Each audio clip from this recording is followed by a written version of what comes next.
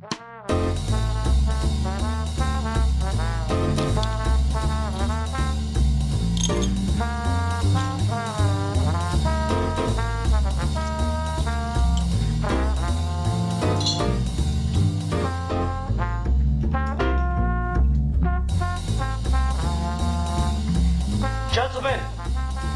the time has come once again to discuss things.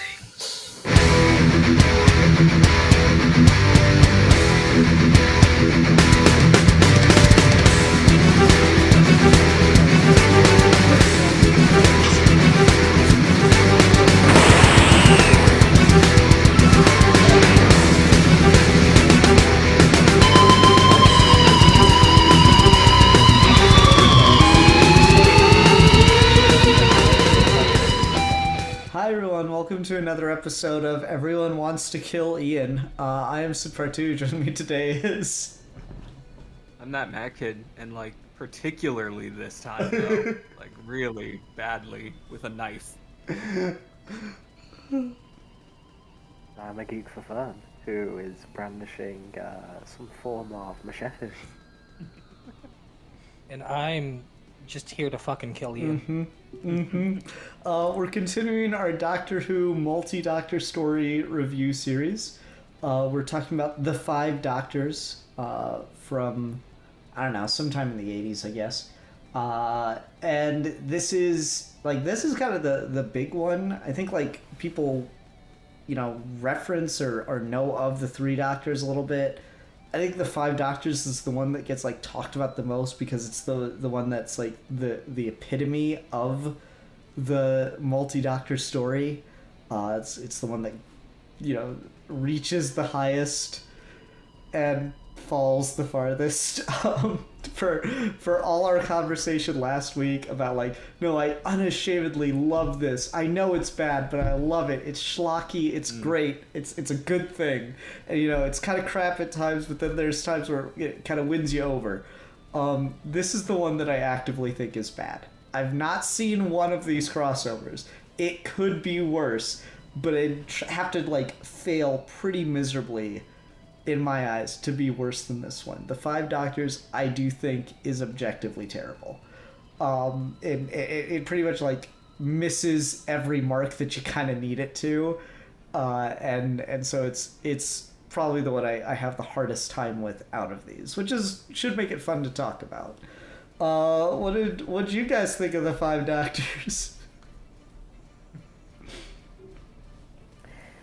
Well, Ian, not very good, is it? It's a bit shit, isn't it? So as you've all known, I love Doctor Who, but any tragic love story, my love of it does not necessarily mean it loves me back. and this is a case where when you love something, you let it hurt you, and you hurt it in ways where you wouldn't let other things hurt you. So not only have I watched this for this review, but I also watched this before, because again, it's what you do for love, and it's painful, and it's bad, and no one should ever watch Doctor Who. It should have stayed cancelled, actually.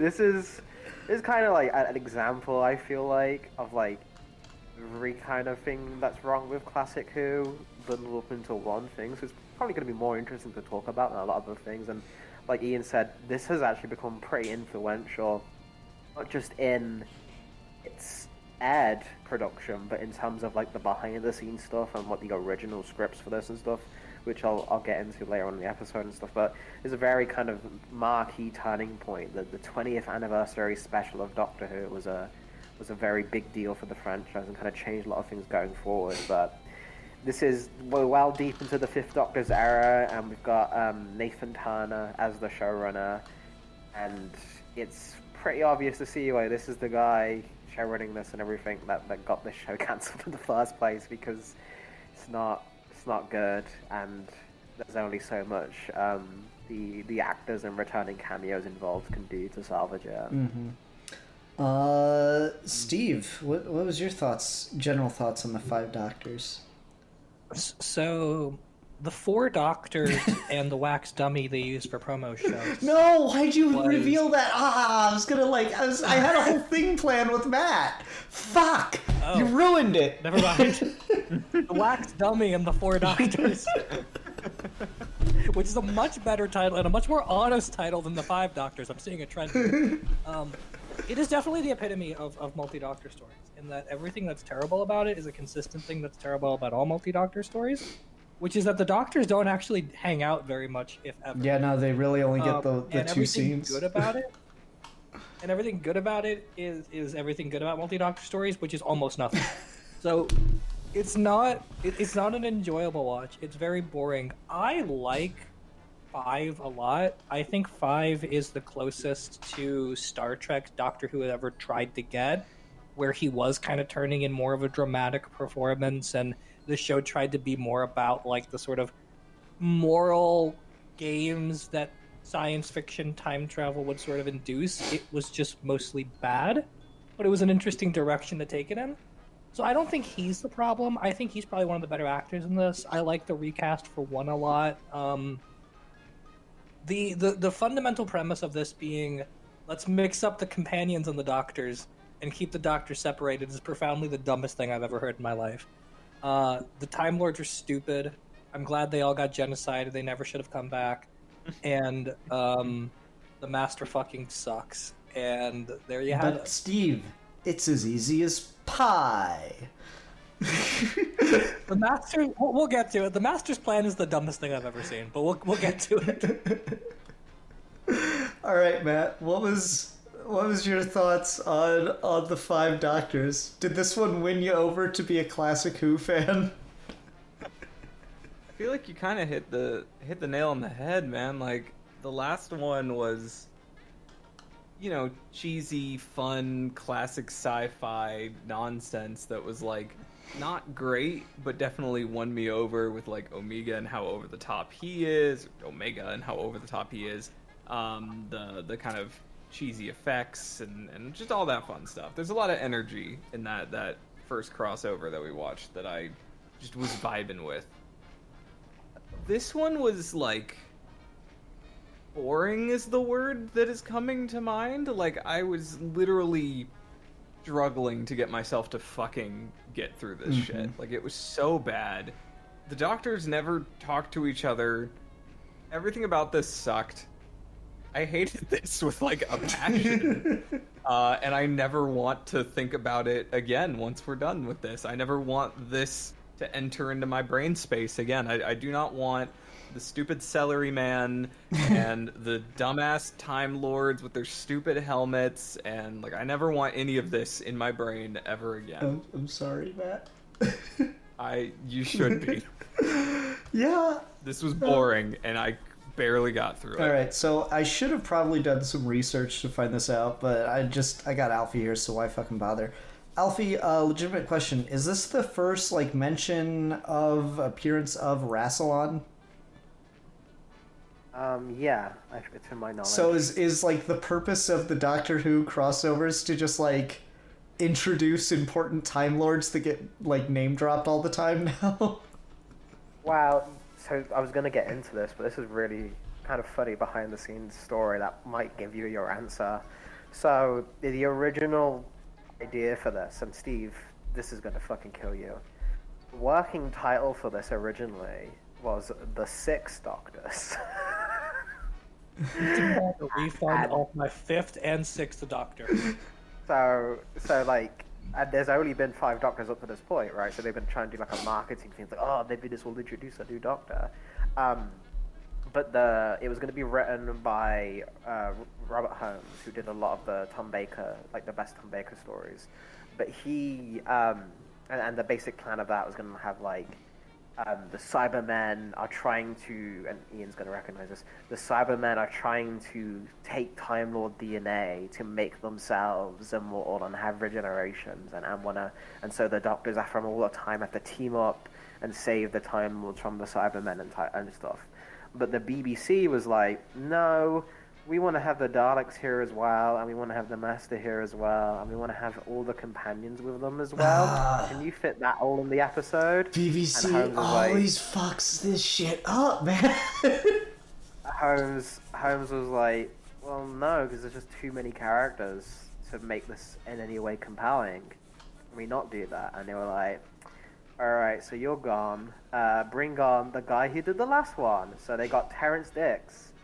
Right, the Three Doctors who watched the last thing we watched. He just like, could you make this quick? He's like, all right, I'll just do what I did before, I guess, and make a new Time Lord villain and have them walk around in England for a little bit. It's the last thing we did again, but shitter, because it's by the same writer, it's the same fucking premise, and it's the same fucking type of villain. Like it's. That's why it's so similar, is because the original plot was completely different. They ran out of time because the BBC wanted to get everyone in for cameos. Just got the guy who did it last time to do a rerun, effectively.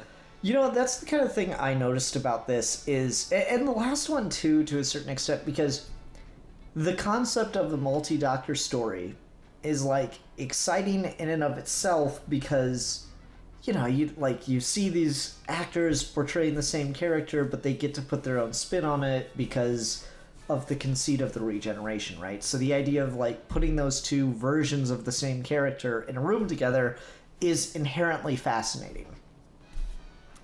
But that's not what they do. The way they write it, and it kind of took till about halfway through this one for it to really click with like the perfect comparison.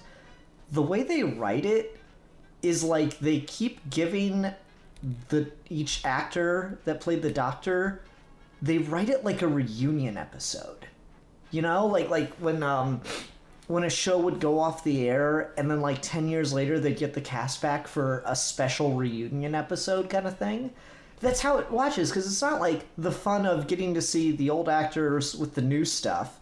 It's just, oh yeah, here you are doing the exact same thing you were doing, but it's been like 10 years since the audiences have seen this. Isn't this fun? Is kind of the vibe that it hits. It's such a weird fucking thing that just everything in my modern like audience blood shouts like, why the fuck are you doing it that way? That's so boring. And it is boring. But I guess kind of trying to put yourself in the mindscape of someone that was just, you know, watching this since the beginning or for a very long time while it was originally airing, it was probably kind of exciting to see, you know, the second Doctor back again after so many years and stuff. See the Brigadier, yada yada, like all those characters, you know, essentially back. I do think that this is the one that falls the just absolute flattest on its face for just, again, yeah, too many characters. Like, multi-Doctor stories should maybe have one companion, and that should only be the modern companion.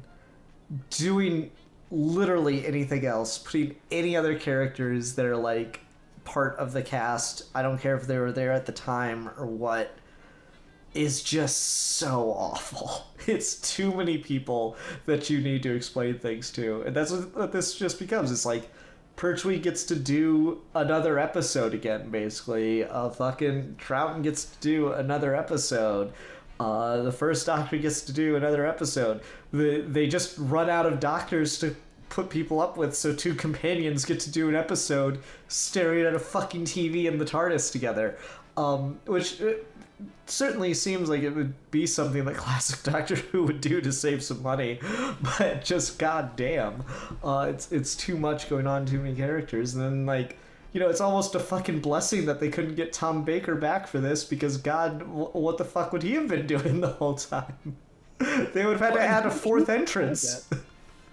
He called it when he was like, I don't want to play like 20% of a character and 20% of a story, so I'm not coming back. And you know what? If he came back, that's exactly what would have happened. He would have gotten 20% of an episode to do fucking nothing. Mm-hmm. I feel like the biggest litmus test for Classic Who, Modern Who too, but with Classic Who, it's the same litmus test with Power Rangers, which is, would this entertain a child? And if it will entertain a child, then I can be more lenient on it. The Three Doctors, I think, would entertain a child reasonably well. I cannot comprehend being like 5, 6, 7, 8 years old and watching this and not falling asleep. It's 28 and watching this and almost fell asleep, man.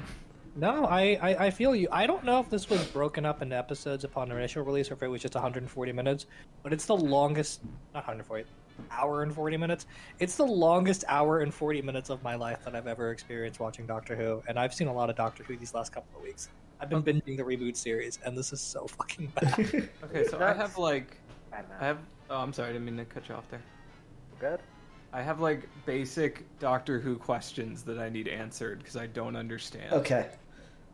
Like, Chances are the writers didn't either, but go for it.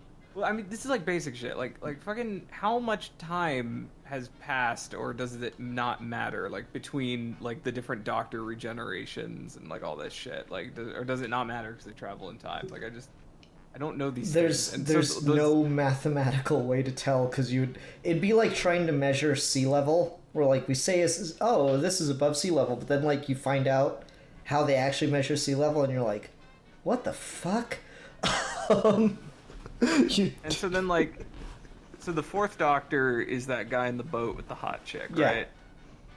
Okay, and so he's just not in this because the actor didn't come back. Mm-hmm. So they just pull like, is it just archive footage from like an unaired episode? Is that it? Yeah. So what it is there's a Tom Baker episode that's kind of like legendary called Shada because it was written by Douglas Adams. Oh wow.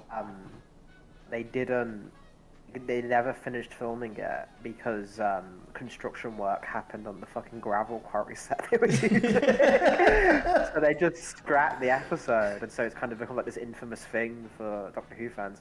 But what they did for this is they just took what they did film from there and kind of like spliced it together. So it is technically unseen footage for people, but it's not filmed for this.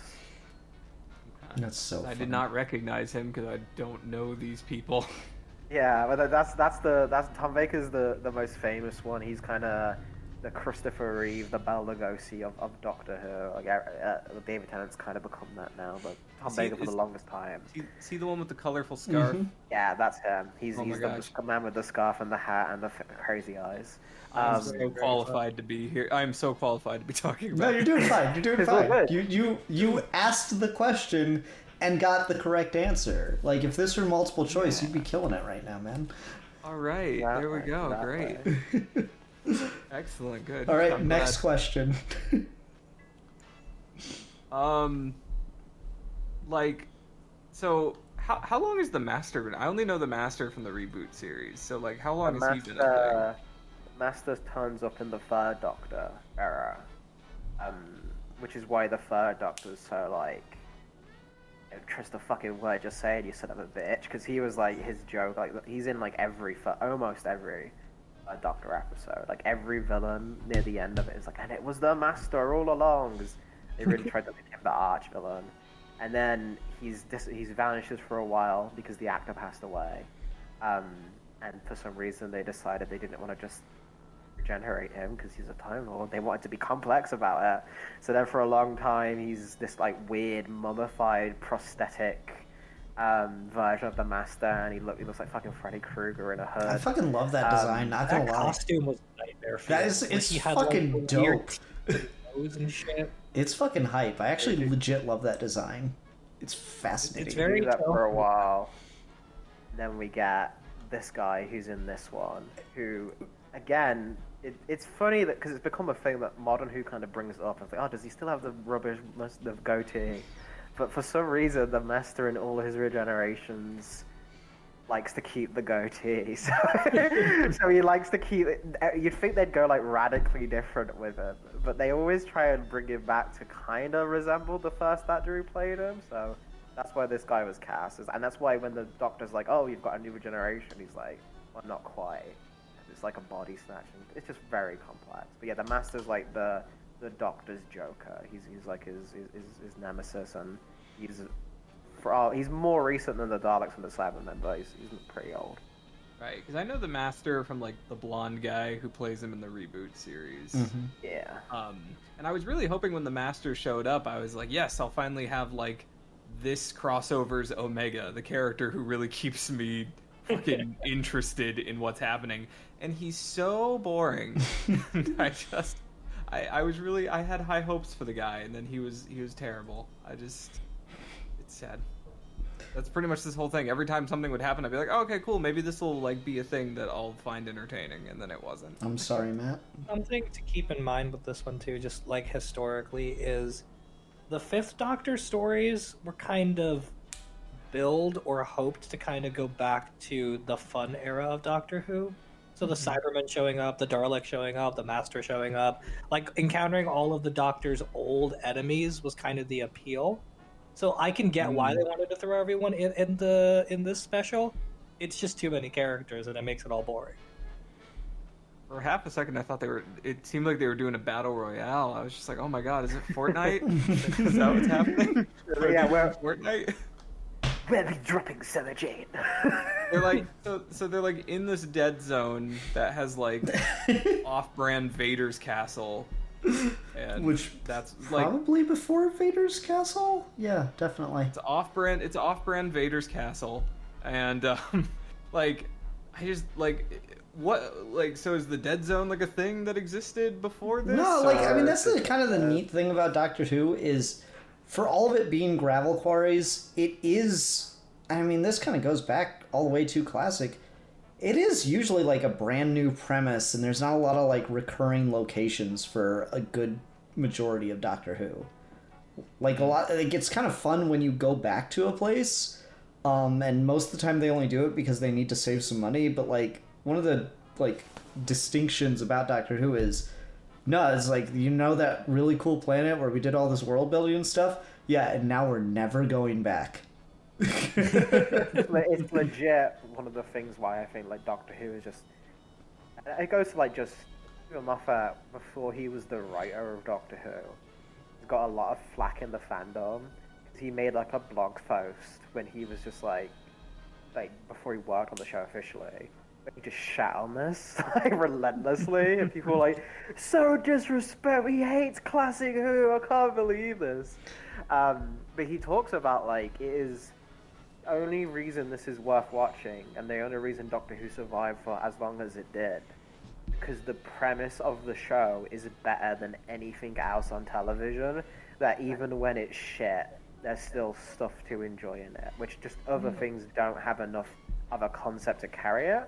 And I think that's, again, the fact that you can do this, and yes, you've got a low budget, but you're just like, alright, this is now a new location, a new bit of lore, and we're doing it, and we're never coming back here again, we're going to a new thing, is like so fucking refreshing in the era of we're all just gonna sit around Smallville for 12 episodes, and everything in this fucking Doomsday and fucking Bizarro all come from the Smallville mines, and everything's connected to the one location we could film on.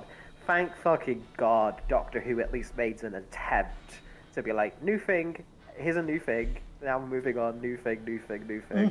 And that's probably why the reunion episodes and stuff of this feel a little hollow, because Doctor Who's normally not one to focus on the past too much, which is ironic for a time travel show, but you'll have the odd reference here and there, but a lot of the gusto of Doctor Who is about new crazy ideas, and I think the stronger episodes of like individual doctors work because you've got the companion reacting to these crazy events.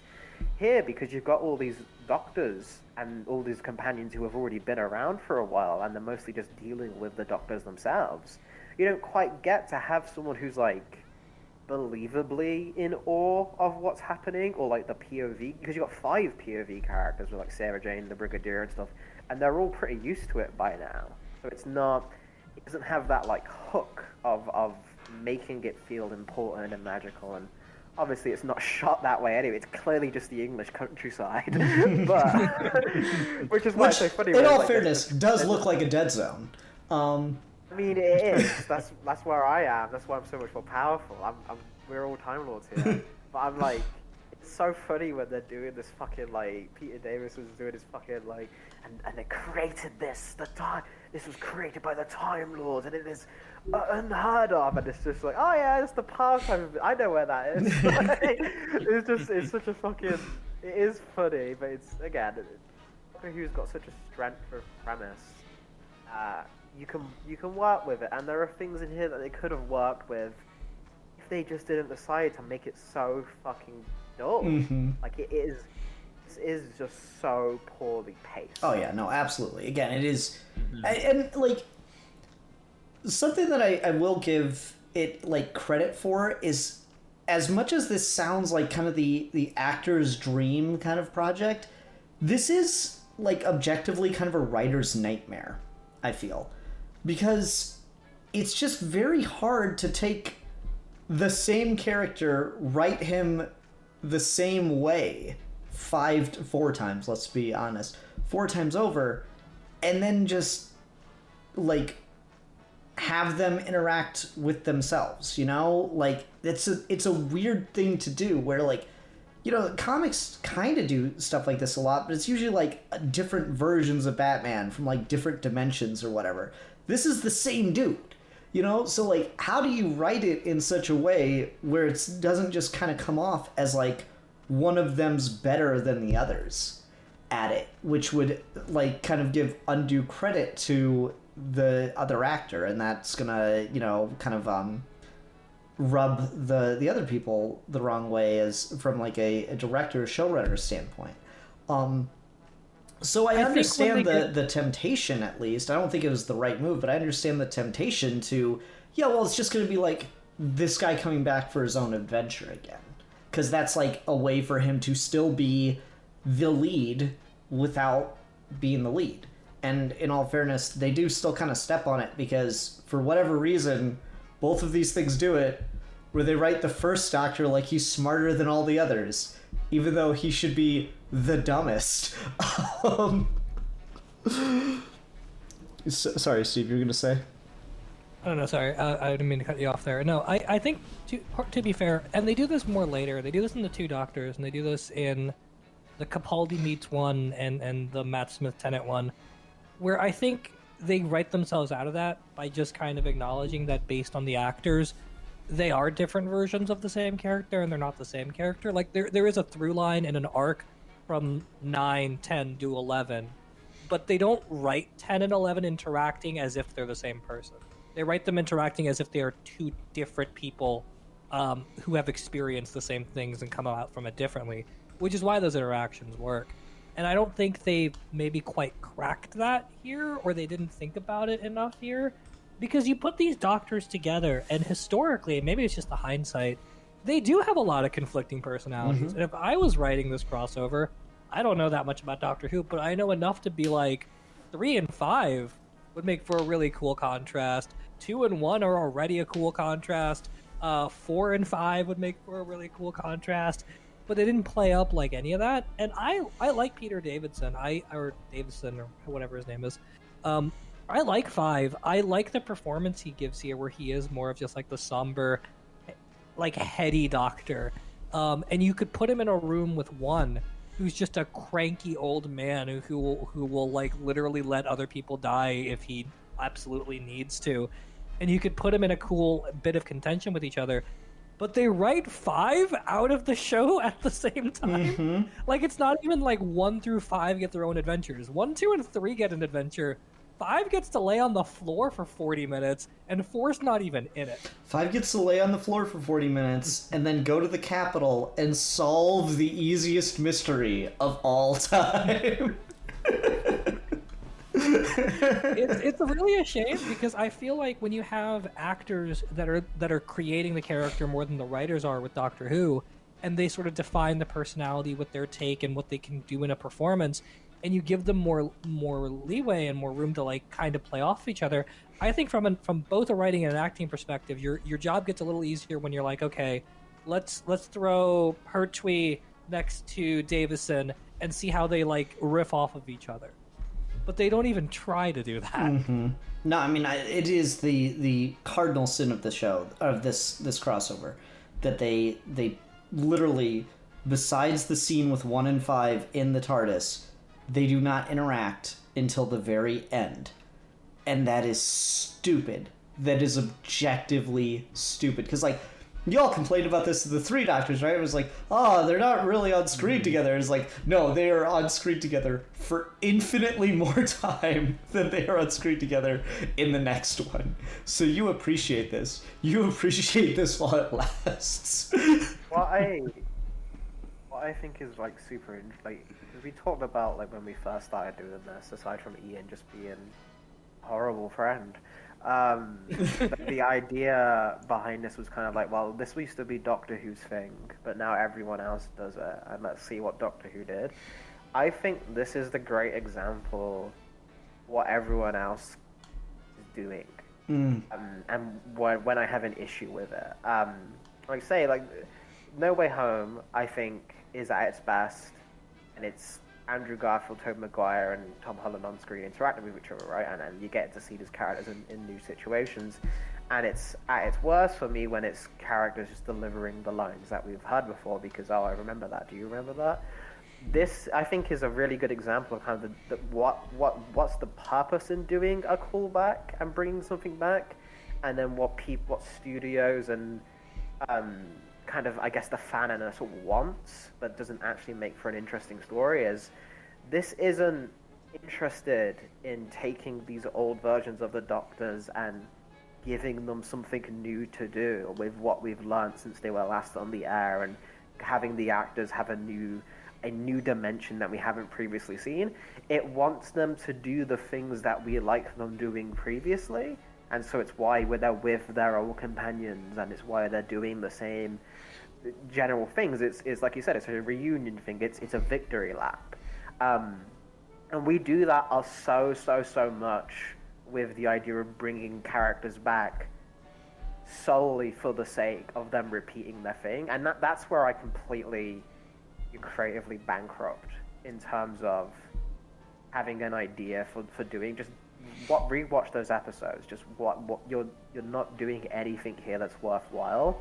But I don't think it's like, oh, we should never do these crossover things, because I think the strength when you do get to have second go and give a new dimension to these older concepts and have a conversation with something that you couldn't do back when it aired, or something that you have a new dimension when you're having the Doctors interact with the modern Doctor and stuff.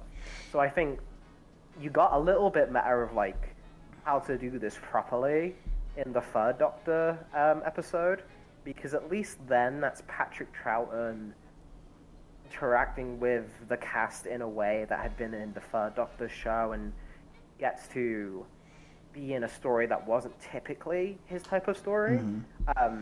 Whereas in here, everyone kind of, the only new thing that a Doctor didn't previously get to do, this is the first time John Pertwee got to fight the Cybermen, which is pretty cool. That's it. Everything else is, again, the same things we'd seen it before, to the point where the first Doctor and Susan fight a Dalek, because they were the ones that introduced the Daleks, so, I remember this. Like, it's just... It's very... The Daleks are too good at the game. The one Dalek dies first. Yeah, right. It's just... so, like, this episode, I think, is super... You're talking about kind of like the member berries type of storytelling, and that model of like this before, here it is again. This is, I think, the worst way to do it, and the thing that I sadly think is what the majority of these things kind of turn into.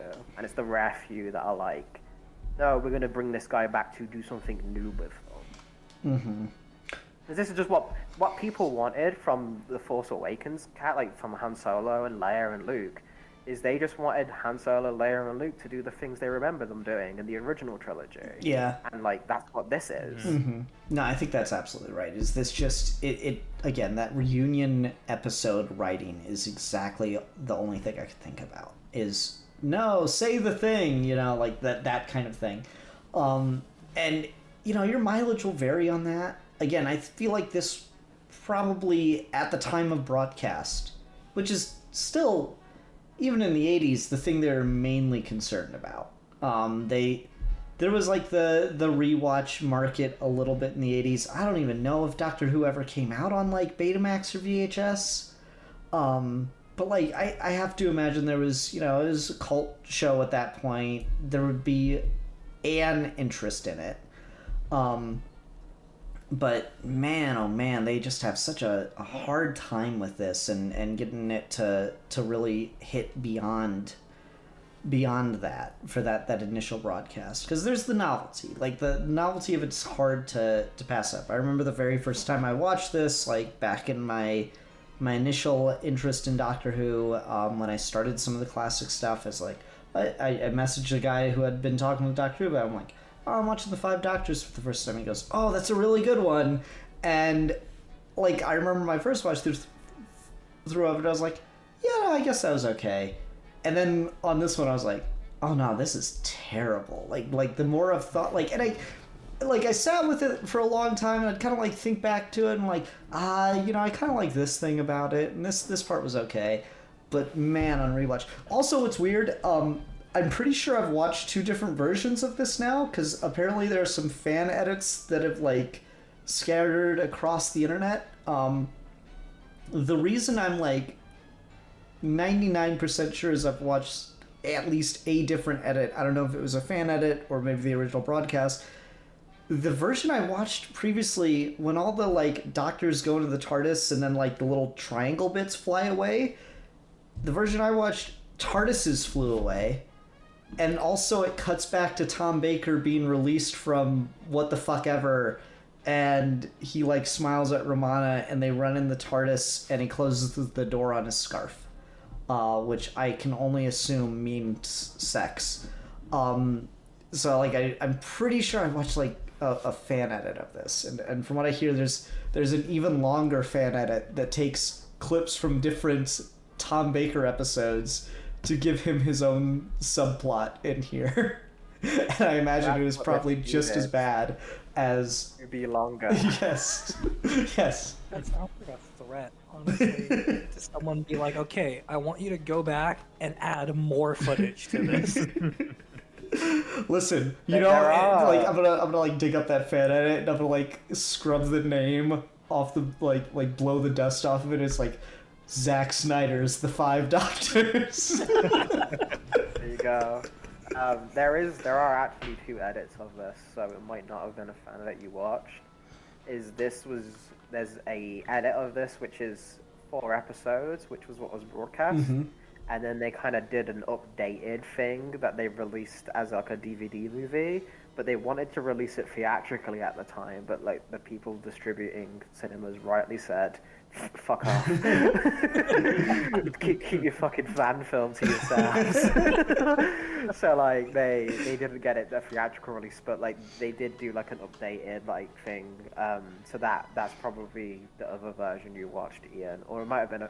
I'm sure there's fan edits of this as well, but it could have been an unofficial, because they really tried to push this. This was the one that they got everyone in to do promo, except for Tom Baker's fucking wax mannequin. But you know what makes that story even fucking funnier? What's that? Tom Baker agreed to show up and do the photo shoot, but the person in charge, Nathan Turner, preemptively was like, let's get a mannequin just in case he doesn't show up. like it wasn't like, oh fuck, last minute thing. It's like, kind of dude, nah, let's just have the mannequin there just in case. Like they have a pre-planned fucking wax mannequin ready to go because they knew Tom Baker was gonna be like, I'll show up. Oh yes, I'll show up, and then he just not fucking showing up. So that's real good shit. But they did like there was like a thing that's been collectively referred to as Doctor Who Woodstock.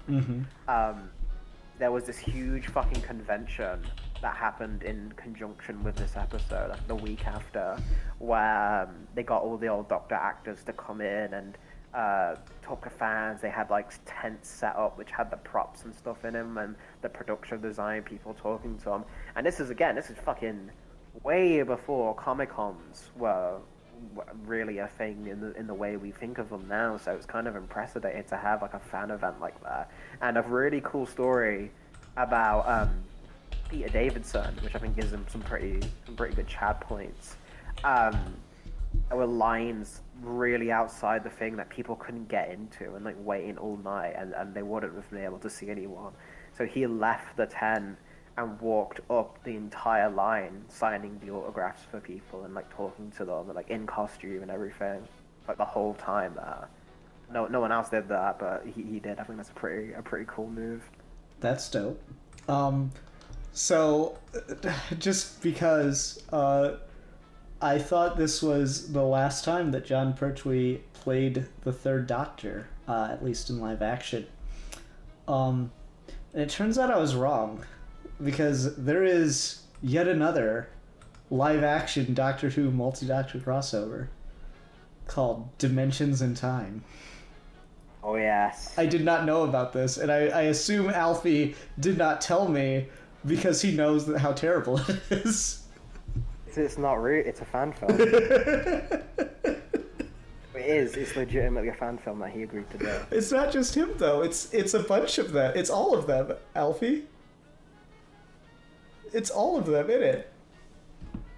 Time. Oh no. Yeah. Okay. So you know what this one is? I thought that there's another John Pertwee one that he did. What Dimensions in Time is? It's a crossover with the EastEnders? Yeah. So this is after Doctor Who was cancelled. And so it's in that period where Doctor Who was not on television. What they did is there's a UK soap opera called EastEnders, which is about poor people living in the UK, and it's the worst thing you'll ever be subjected to in your entire life. And it's the most viewed thing on everyone in fucking England watches it for some reason.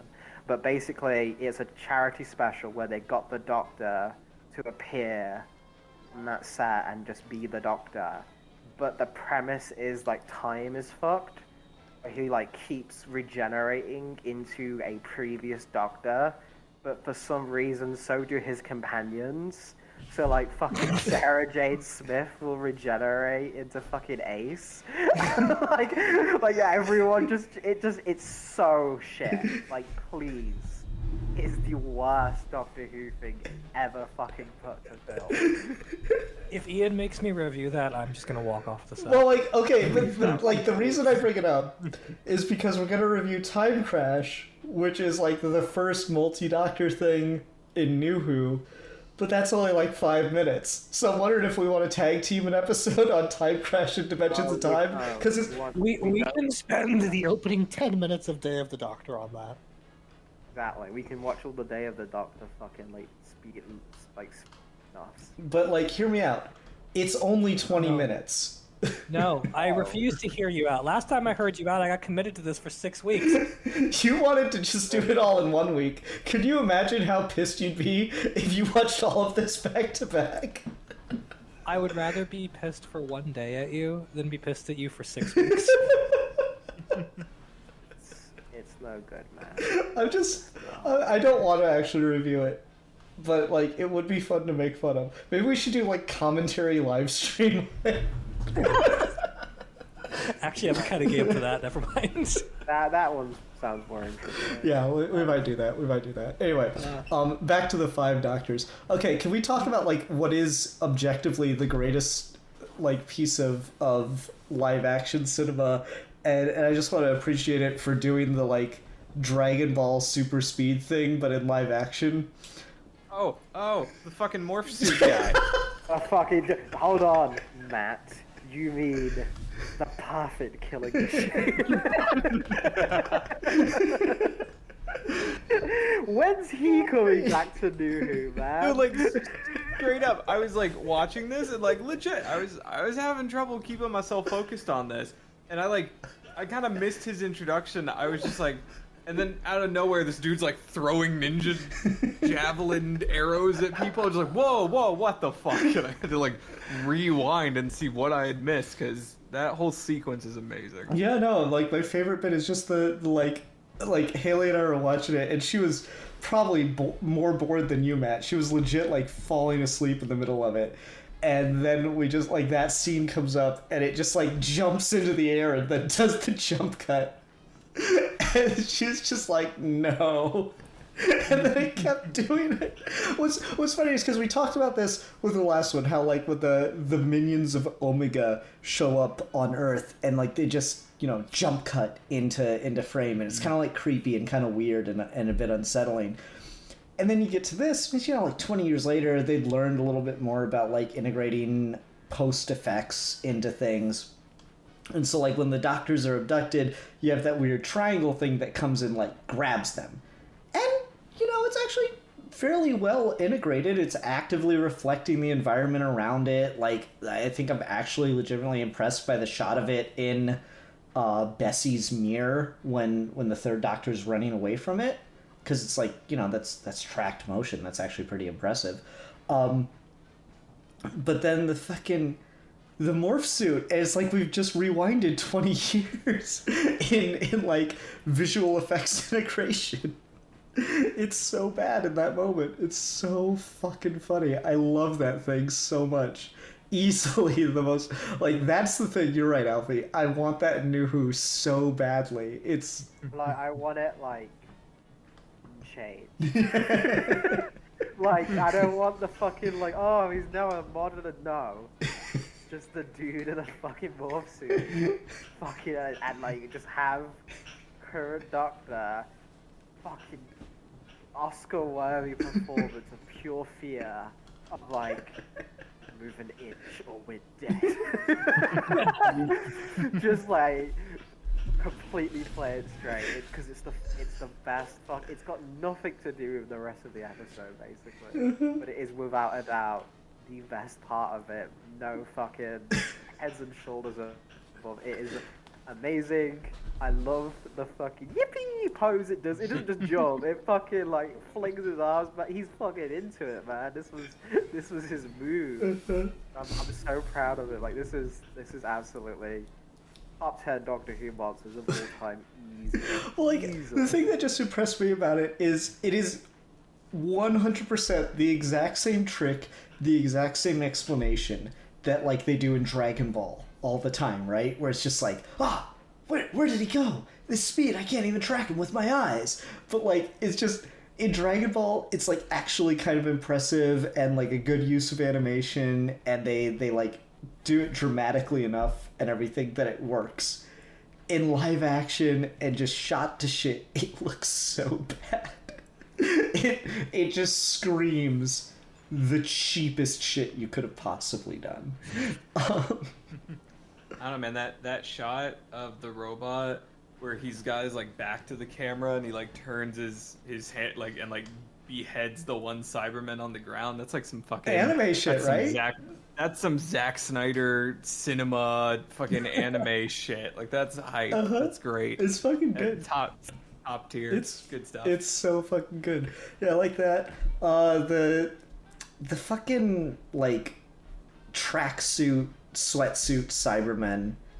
God damn, they are so shit in like Classic Who. They are so fucking garbage. Like just. It's really funny because the Cybermen are my favorite Doctor Who villains, and then like I show someone or I watch a clip of Classic Who with the Cybermen, I'm like, no, I promise they get good. It just takes 40 years. They're just like, it's not the Tracksuit Mafia, I swear. It's so shit. Like the Cybermen are never scary. I don't understand why they stuck around throughout all of Classic Who. It takes until the reboot for them to look cool. Even once. Okay, I have that opinion, but with the Daleks, and they never look cool. They're just stupid the entire time. Oh, even in New Who, huh? They're just rolling around. You just push them down some stairs, and there you go. Fuck them. They're done. Fucking dumbasses with their stupid wheels going exterminate. Like, fuck them all. Daleks, man, fucking, it's so funny because the episode that reintroduced them in New Who, like, was just 100% like you know when you can tell that someone's read the reviews and like in the sequel they like, you know, directly address the audience for the reviews and stuff. It's 100% that when they bring the Daleks back in New Who, it's like, we're up some stairs, you can't get us now, levitate, and they just fucking like rises up and starts chasing them. It's fucking great. The Daleks are a pretty iconic design. They're neato. I was legitimately laughing my ass off when they're like, how do we deal with this Dalek? And then they just like push it to the left. Oh yeah. It's like, so good. fucking funny how shit the Daleks are in Classic Who. Like, there's an infamous fucking scene because like it just, I guess the scriptwriters were like salty at like the fucking the rights holders for the Daleks because it's a different estate than. Oh man, maybe we should rewatch the fucking Peter Cushing Doctor Who movies. Fucking stop it. Enough. But the thing with them is like they get beaten and like the fucking shittiest. Like there's a part where like they get beaten up by cavemen with like sticks of wood that make them explode. The best part is a fucking Dalek like can't receive its orders anymore. So it's just like, I do not know what to do, I do not know what to do, I do not know what to do, and he fucking kills himself. Like, it's just like, they keep saying, oh yeah, the Daleks are so threatening, but Classic Who specifically makes such a point of how fucking easy they are. Fucking just get marked. That it's really funny when you get to New Who and they're like fucking these unstoppable tanks that have force fields and can't be stopped. It really does feel like Ian said, it's like a reaction to, oh, you think we're little bitches, or you think we're funny, huh? Well, check this shit out. So it's, I always think that's funny. It is. Okay. It is hilarious. I have a question. Uh-huh. I don't understand the Master. Okay. Okay. All right. So, and I have not watched enough Classic Who, so maybe there's an explanation for this, or like maybe he's just insane because of the goatee. I don't fucking know. But the Master is captured. I get that. And the Doctor's in trouble. I get that. And then the Time Lords, in their infinite dumbassery, are like, okay, let's cut a deal with the Master, because this could never go wrong, to save the Doctor, and in exchange, we will just let you go free with a new regeneration, because that's a fair trade. So he's like, okay, bet, I'll do it. No, it's not just new regeneration. It's a whole new cycle. 13 more lives. Oh, yeah, no, he gets an entire new cycle. Mm-hmm. And he's like, okay, bet, I'll do it. And then instead of just doing it and walking away with an entire new cycle, he has to betray him? No, but, like, he legit tries, though. Like, that's the thing, is he doesn't even, like, want to betray him. He works so hard to try to help him out. And then, like... But then he's fucking cutting deals with Cybermen. I don't fucking get it. No, like, he tries so hard to help him, and then the Doctor just doesn't fucking trust his ass so hard that he's just like, nah, fuck it, I'm never gonna be able to help him, so, like, maybe if I betray him and like, join Rassilon or some shit, maybe then I'll actually get what I want and was promised anyway. But like, okay... Maybe it's just overstating it, but the fact that he's getting an entire new regeneration cycle and freedom to get out of Gallifrey seems like a pretty big fucking carrot to just throw away. That's like telling Frieza, okay, you can kill Goku, but you gotta do this thing. And he's like, nah, I don't want to do that. No. It'd be like telling Frieza, alright, you can come back to life, but you have to help Goku to do it. And then Frieza's like, alright, fine, I'll do it. But then immediately tries to betray Goku and kill him and betray the universe that's... Oh, wait. I do agree with... I think, like... It's just fucking pace, dude. Like, it's just, like, yes... A say... Like, I do like the line the Doctor has in here where Matt's like, I could kill you here. And he's like, without humiliating me first, that's not your style, is it? Like, it's... There's some good lines. There's some good moments. It's just a fucking dramatic little bit. Just so, like, yeah, any sane person would be like, of course, but it's the Master. He's the Doctor's reverse Flash. He's in it for the drama above all at the end of the day. So it was that I don't like. And he's like that from I day betrayed one. myself to screw you over. I mean, yeah, fucking... If this character literally shot themselves in the back, stop themselves from helping the Doctor. The Master doesn't make any fucking sense. Fuck That's them. how committed they are to the bit. Oh my god, the Master fucking sucks. Uh-huh. Alright. I just wanted to get that out in the open because a whole new regeneration cycle's a lot, is all I'm saying. Yes, you were right. A lot to throw away. Thank you, Steve. I got to explain why the Tournament of Power and Frieza is actually good. by using Yeah, Doctor wait. Who. I If they can, did anyone have that on their Geeky Gentleman bingo card? wait. If they can give Time Lords new cycles of regeneration, then why does anyone need to be looking for immortality? Because you have to get it. It's not like just anyone can have it. Okay. They also But But he's anyone the can have it president. if the Time Lords decide they can have it arbitrarily. Mm-hmm. But he's the Lord President. Isn't he the one making those decisions? yeah, exactly. So you know I what just the answer don't is, Matt? understand. Make Answer me is understand the Time Lords. I want to I be can't. president for life. It's the dumbest motivation ever. Let me just explain it you using a quote from this episode where the Brigadier asks the Doctor to explain something. And they're not doing anything else, but the Doctor responds, "I'll explain later," and then never explains. That's we'll explain later, man.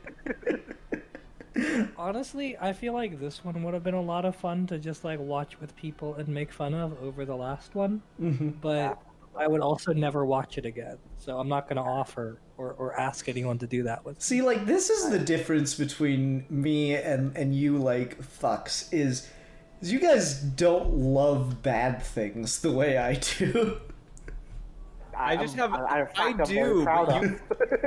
you, I love bad things, but you clearly have like a higher fucking pain tolerance for bad than I do. I don't know. It's definitely a weird sort of like problem in your brain because I can watch BVS multiple times, but I will never watch this again. Oh my god, no. See, like, Yeah, like exactly that. this is bad, but it's not like it's like funny bad, whereas BVS is just fucking it's not. unbearable. It's not funny at all. It's No, we've it's like literally that- Not even laughed. close to funny. We have literally laughed like what's so funny many is times that- talking about this already. You are objectively Because we're wrong. talking about how bad it is. Yes, it's funny Yeah, bad.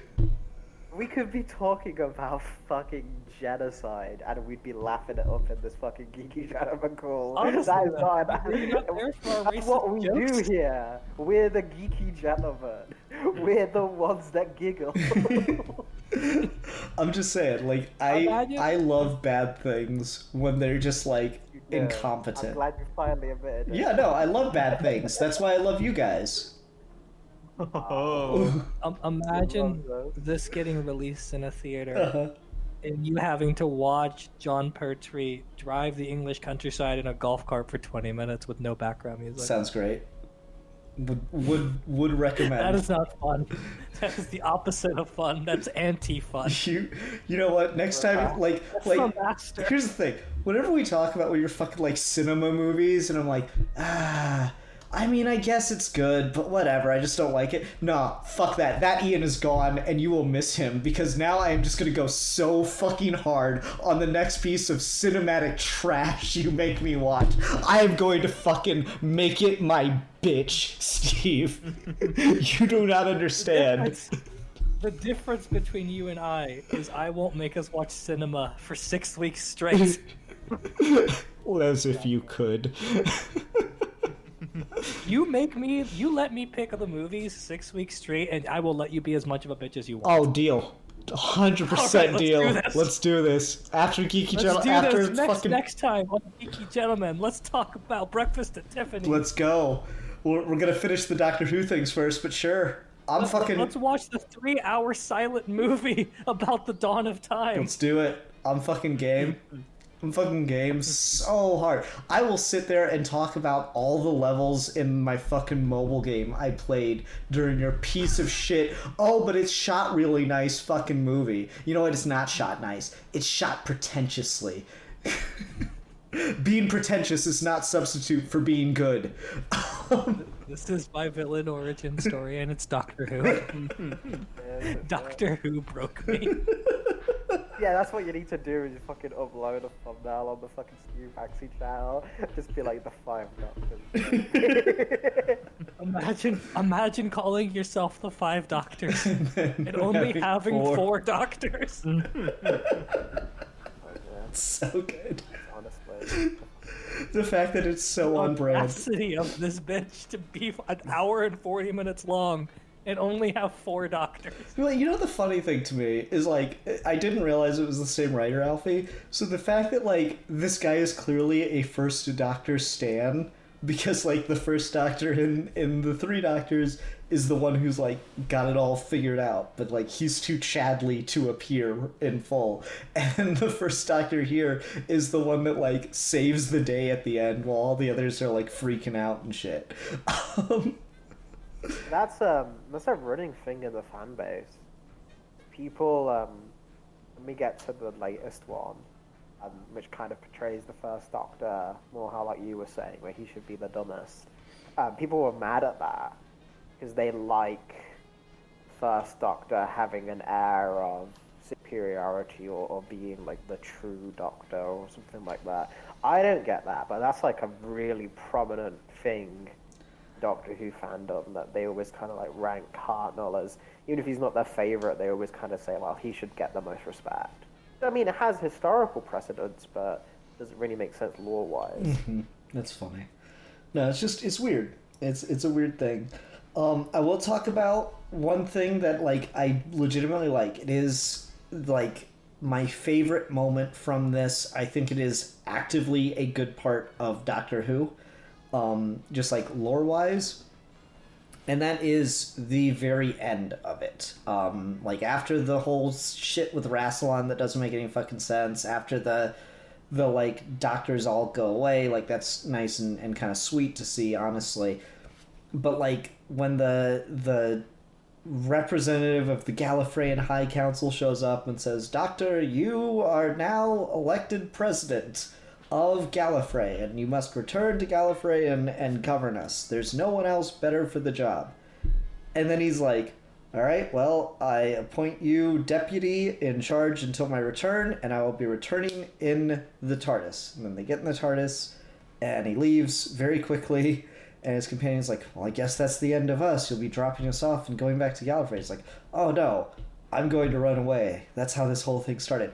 I legitimately love that moment. That is, like, such a great fucking Doctor Who moment, and it, like, almost, it doesn't, but it almost makes it worth sitting through all of the bad of this.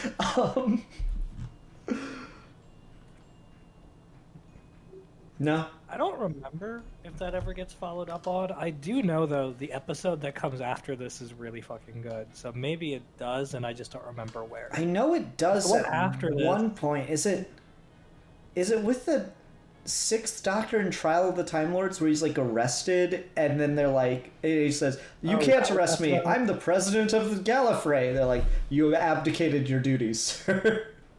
Is it that one? Oh, maybe that's what that is. Because I know the episode after this doesn't actually follow this. It's just like another future Earth story. But it ends with a really cool moment with the Doctor kind of similarly feeling like he failed. And wanting there to be, like, a different way to solve the problem of that particular episode. And it kind of showcased that this Doctor had a lot more dramatic range. So, like, him running away and then immediately fucking up would have led to a really cool follow-up, but I don't know if that follow-up ever happened.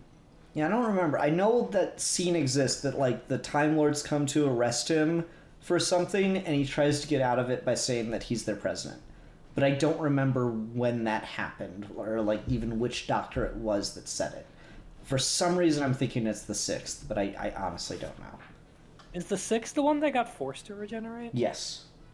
No, lore-wise. No, that's the 2nd. Oh, no, you're right. 2nd gets forced to regenerate. Okay, I don't know what happens to 6, never mind. Colin He Baker bumps just his head. got forced off the show. He got fired. Oh, okay, yeah, he just got fired, never mind. He didn't get forced to regenerate, he didn't die, he just got fired. Yeah, he got fired of it. There was a recent clip that came out recently that's really, really sad. He had found out that he had been fired, but the rest of the world didn't know. It hadn't been announced yet. And he appeared on, like, a children's, like, talk show, like, Q&A thing, and he was answering questions as the Doctor. He gets, like, teary-eyed when he's answering a kid's question. He's like, "What would you do if you had time travel?" He's like, "Oh, well, I would travel back in time and do this all over again because it's been so much fun. I wish I could do it. Well, I wish I could just keep doing those last 2 years." And he can't say it, but it's like, oh man, he got fucked over so badly. Mm-hmm. Nah, like, poor Colin this is Baker. really funny. Go to the wiki for the 6th Doctor. It just says, the sixth Doctor was somehow injured and regenerated into the seventh. The exact cause has never been revealed. Yeah. That's so funny. And then they made a whole audio drama about it now. Yeah. So there you go. So it has been revealed. Steve, you must update the wiki. Let's do it. I got this. Yeah. I don't know. It's like, again, I don't love this one. This one is, I think, ticks all the boxes of where these fuck up. Because, again, like the Three Doctors, it has its moments of fuck-uppery, but it does enough of what the concept should be that you can, like, kind of grin and bear it, and you can kind of enjoy some of the camp and shit. This one just fucks up left and right and then throws too many characters, and I feel like that ends up being the problem with them. Because, like, there's multi-Doctor stories in, like, the comics and in the audio drama stuff, too. And, like, they tend to do the same thing, whereas, like, there's just too many fucking people running around because it's like, oh, I want to see, like, this companion with this Doctor. And, like, I don't give a shit about that. Like, the companions come and go so fucking much. Like, have you seen, like, the Photoshops or the art where people try to put, like, all the companions on screen together? And it's just like, Jesus fucking Christ, that's so many characters. I don't think Star Wars has as many characters as fucking Doctor Who has companions.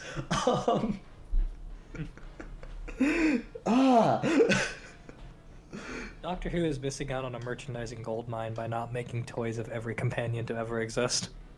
There's only so many variations of white London girl you can make, man. That's true. It can be like white London girl who is well adjusted and a mother, or white London bimbo, and that's kind of the whole spectrum. Oh, yeah. No, it's pretty nuts. They really mixed it up with Amy Pond. She's Scottish. The Scottish bimbo companion. Throwing the front of Carnival line. Yeah. Top three companions right there. Yeah, I don't know. It's a whole fucking thing. I don't know about the Two Doctors. I've not watched the Two Doctors yet, so I can't say. I think we're through the worst of them. It shouldn't be all uphill from here. The Two Doctors is legitimately better than this. I remember that much. Okay, that's good. Yeah, so It's not good, but I mean, it's nice to know. We've seen the pits. We may consider doing the fucking commentary on the EastEnders thing because just that would be hilarious, and probably the best way to enjoy it. If I can talk you guys into it, we'll fucking do it. It'll be great. Anyway, I don't know. I don't think I have much else to say about this one. If anyone wants to just rag on it a little bit more, I guess go ahead. All right. Since I've been the only one to say much positive about it, would you each like to say one thing you legitimately enjoyed about it? I like 5. That's my big thing. I like 5. I like that he's moody and dramatic, and I like his costume. All right. I like 5 as well. I think Steve fell in love with him the moment he heard the words cosmic angst. I think that's just you in a nutshell. Dude who just dresses as a cricketer and tries to think he's in a Shakespeare play in every scene he's in, and that just works for me. I like 5. I like 2 again in this. I think it makes sense that 2 is the guy who keeps coming back for all these fucking things because he's in the next one as well. But Troughton's a gem. And fucking, I guess in like a fanboy like bucket list thing, is neat that they got John Pertwee to fight the Cyberman finally, because that was a thing that he never got to do, and I think he talked about that he wanted to do that. So that's at least neat. I don't think it's done very well. I don't think it's interesting, but cross it off the bucket list. There you go. I like I legitimately did fucking adore the morph suit robot guy. He was great. I liked that I got to see the bitch-mobile again, which is great. No, I agree. I do like Celery Man. Celery Man's pretty fun. I like him a lot. He seems like he's interesting. He seems like he's got a lot going on. I have never watched the first Doctor ever, but well, obviously except for the, basically cameo he has in the other one. But the actor playing the first Doctor I really enjoyed, and I liked how much of just an unbearable piece of shit and douchebag he was to the others. Like, I just enjoyed that consistently, so that was really fun. I think it's so funny how he keeps being like, my boy and young man. And Yeah, like he's really patronizing. I love it. Yes, he's like a patronizing, sexist old man, and he's just fun to watch. Yeah, it's just so funny. He's like, young man, and like, he is at least 200 years older than you. First Doctors don't miss. It's good stuff. It's good stuff. It'll be funny to get to Time Crash, because there's some commentary on that. So, all right. Well, I think that'll do it for this episode. We'll go ahead and go on to ratings. I will give this probably like a 1.5 out of 5. Really foreboding and ominous blank spaces on Rassilon's casket that, should have been picked up on a little bit earlier.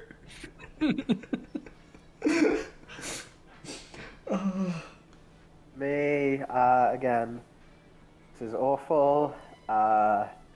This is why Doctor Who was a joke for so many years.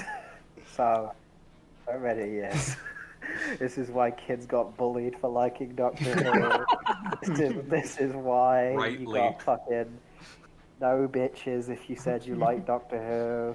This is why, you died a virgin so many fucking years until Russell T Davies came on and was like, what the fuck are we doing? So, for all of these sins, I'm gonna give it 5 out of 5. 5 out of 5. Deadliest creatures in the galaxy, baby. Let's go.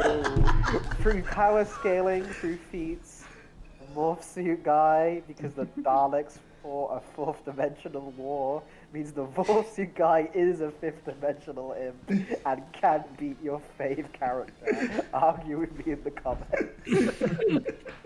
Now explain why he beat Superman. Do it. Do it, you fucking coward. You see how fucking high he jumped in the air, man? Get out the pixel ruler and do the math. There you go. Easy. Sorry, Soups. GG.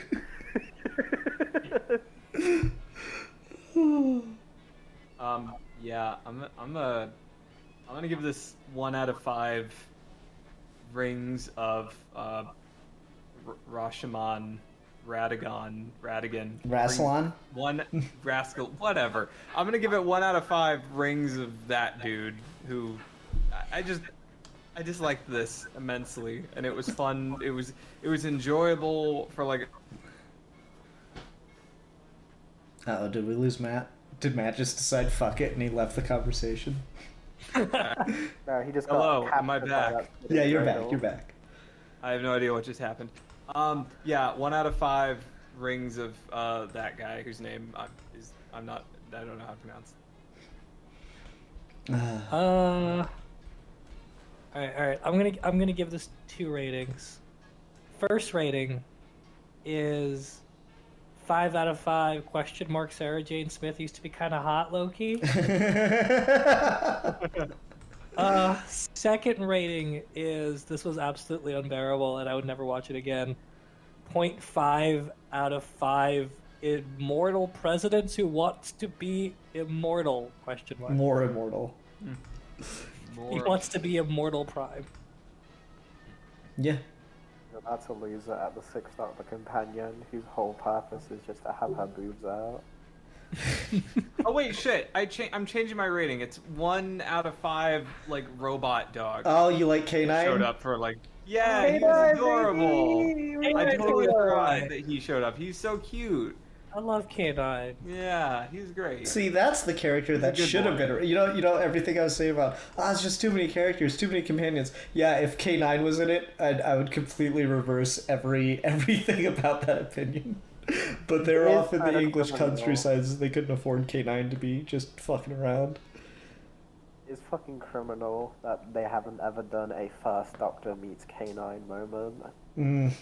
Fuck him finding out he's gonna live longer or have these great adventures. I'm gonna get a robot dog? Oh, hell yeah. Life is worth living. We just need multi-doctor stories with K9. Exactly. Just like, oh, I get a fucking doggo? Yay! Every doctor gets a K9 story. I need a Tom King comic that's like a 13-page mini. And every page is just the doctor hanging out with K9. Yeah, no, let's go. what would be really good for that? If it was just like a kind of like a cover book where it's just each page is like just a full page image, and it's just each of the doctors just vibing with K9, just a piece. The Tenet episode where Sarah Jane Smith comes back for the first time and he sees K9 again is so fucking cute. It's good shit. It's good shit. K9's the dopest. He just leaves him to die. Fucking Tenet. That's all Tenet does. Is like, I'll sacrifice myself for you, Doctor. Thank you so much. I'll cry about this later. That's all he fucking does. He just lets people die left and right, and he does not care. He does care. He cries about it later, Steve. This is why he's your favorite doctor, right? Is there a doctor that is more on brand for you than that? I mean, 11. 11's just a bitter old man in a young man's body. Yeah, but 11 doesn't cry and brood in the corner, you know? He just like kind of he just goes and like plays a game. David Tennant like cries and broods. If I wanted the broody doctor, I'd go with 9 or 5, really. Oh, fine. Just slap me in the face. All right. So yeah, next week we'll come back. We're going to do the 2 doctors. I don't know how that one's going to shake out. It's going to be weird. Because I'm gonna have no background on this. No, I watched this one time. I'm just completely fresh eyes. So yeah. Until then, everyone, thanks so much for watching. I'm the Philosopher. I'm the Doctor Who erotica. I mean, that's just a lie. It's just a lie. I'm not. I don't read Doctor Who erotica. You could. Doctor Who X Sonic? If I go to AO3 right now and I see how many Doctor Who fics, you guys keep doing your sign off. I'm looking something. Uh-huh. Alright. And I am the username holder of the most published Doctor Who X-Reader fanfic on AO3 that Matt's about to read out loud. Give him a shout out. Yeah. I would just like to say that I am being forced to read this statement. Please send help. And Steve is the top commentator on that thing. I'll read that. If enough people sign up for my Patreon, I will never talk about Doctor Who again. I wrote the AU where Matt Smith does fuck Amy Pond on her wedding night. And yes, let's go! Become my friend. We all know it should have been that instead of fucking Rory. Fucking bitch ass gladiator man. Oh no. Matt, did you find what you were looking for? Oh yeah, there's a lot of Doctor Who fics. They have them divided into several different categories. We got Doctor Who 1963, Doctor Who 2005, Doctor Who and related fandoms, and then just general Doctor Who. And then there's also Doctor Who: The Curse of Fatal Death, whatever that is, and that has 19 fics. Whereas the others all have like fucking 5 digits numbers of fics. So yeah, they got a lot. It's a lot. Okay. It's the Rowan Atkinson parody. Oh, okay. Wow. Fair enough. All right. And until next time, we are your geeky gentlemen, and we will be discussing things.